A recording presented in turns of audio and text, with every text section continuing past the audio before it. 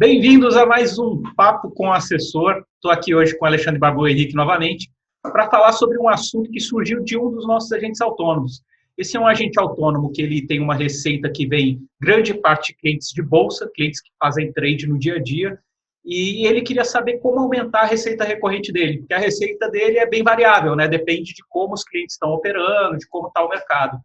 Barbu, você tem uma experiência muito grande com isso, das plataformas que você passou. Como é que você acha que ele pode melhorar essa receita recorrente?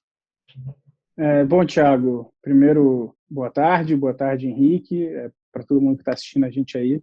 Mais uma vez, um prazer poder estar aqui participando desse Papo com o Assessor. Quando a gente fala de receita recorrente, né, vem sempre os casos mais clássicos, digamos assim, na cabeça, né? Principalmente fundos, que você monta uma carteira para o cliente, faz aplicações, e, obviamente, parte dessa taxa de administração e, eventualmente, performance semestral de cada um desses fundos é revertida como uma receita para o assessor. Então, ele basicamente faz a seleção de acordo com o perfil do cliente, baseado no seu suitability, monta essa carteira conjuntamente com o seu cliente, e após o aceite dele, essa carteira aplicada, de acordo com cada volume que ele tem aplicado em cada fundo, parte dessa taxa de ADM vem, ele basicamente deixa esse dinheirinho lá paradinho, rendendo com a gestão de terceiros profissionais, e fica sendo remunerado mensalmente. Vale dizer, Thiago, que tem muitas outras alternativas para ele manter essa segurança e tranquilidade de ter essa receita recorrente e poder trabalhar mais a fundo os seus clientes sem se preocupar como ele vai pagar as contas no final do mês, né? Quando a gente pensa num nível mais de planejamento e não somente investimentos em renda variável, renda fixa e fundos, né, os três grandes pilares, se você vai para uma linha de seguros ou até mesmo previdência, a previdência funciona de forma muito similar, porque também é um fundo, né? Então você também consegue fazer aplicações já pensando em aposentadorias, planos futuros, e também a parte de seguros que você consegue abordar uma nova parte, outros assuntos com os clientes, quando você começa a falar de planejamento sucessório, proteção familiar, segurança, né, dos seus filhos ou de um ente querido.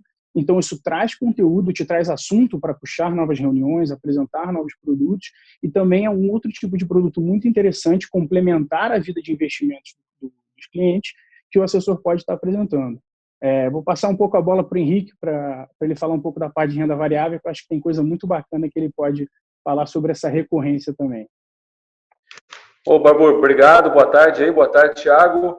Eu acho que a gente tocou em pontos bastante importantes aqui, né? O autônomo tem que ter a preocupação na cabeça dele de como ter uma renda, né, ali quase passiva, né? Não é passiva porque o cara vai estar sempre olhando, mas enfim, tem uma parte da carteira que, apesar que a gente sabe, tem um comissionamento um pouco menor, mas se ela for recorrente, isso vai, né, propiciar bem o que o Barbu falou. O cara não vai precisar matar um leão por dia, precisar girar a carteira de cliente o tempo todo, que enfim, é uma política que a gente sabe aí que não acaba muito bem.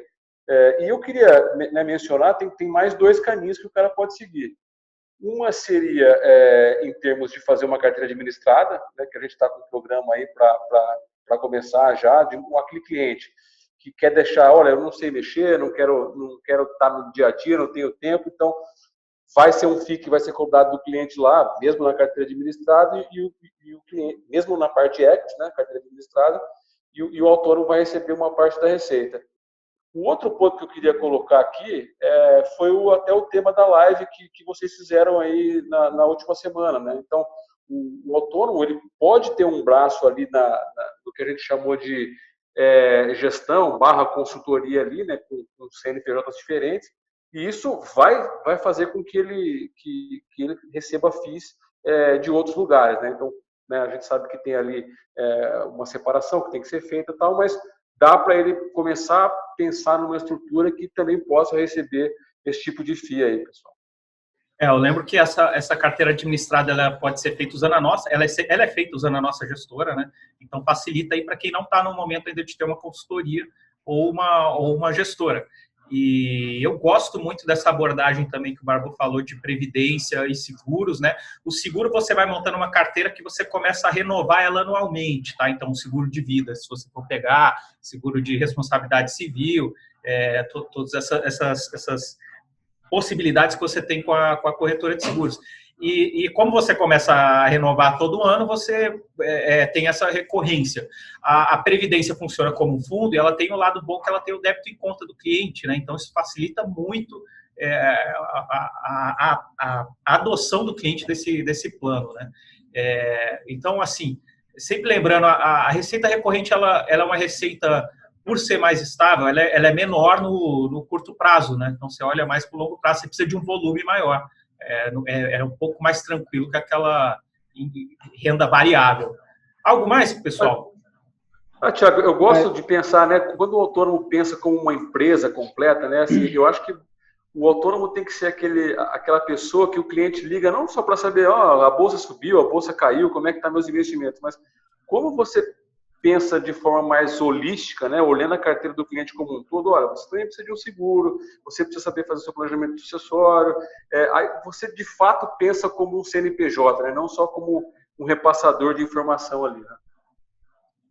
Perfeito, Henrique, eu concordo contigo e acho que tem um tema muito interessante que a gente vai abordar em outros papos, quando a gente fala desse ponto muito importante, né, do assessor, ele não se colocar apenas como uma pessoa que cuida do investimento do cliente dele. Olha, aqui hoje, poxa, a Petrobras está legal, o dólar está subindo, o que faz sentido ou não para ele aplicar? E sim, ele se coloca como uma pessoa de soluções financeiras para o cliente, mas muito mais do que isso, né? É uma pessoa que no fim do dia está ajudando o cliente a crescer, a se empoderar, a construir e realizar os seus sonhos. Quer dizer, nem sempre quando você fala de uma previdência, ou então até de um seguro, de uma proteção, você está falando apenas de um investimento para lá quando você tiver já com mais idade, você ter lá um dinheiro pingando na sua conta.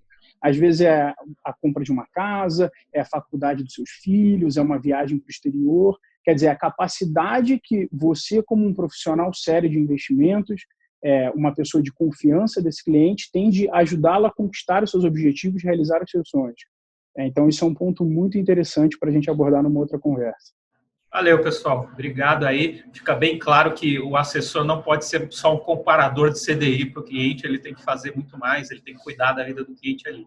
Se você tem um escritório de agente autônomo, quer conhecer a nossa plataforma, entre em contato com a gente, vai ter um link aqui para o nosso formulário, onde você pode solicitar o nosso contato, beleza? Valeu, Henrique. Valeu, Barbu. Grande abraço. Obrigado, até a próxima, pessoal. Obrigado. Tchau.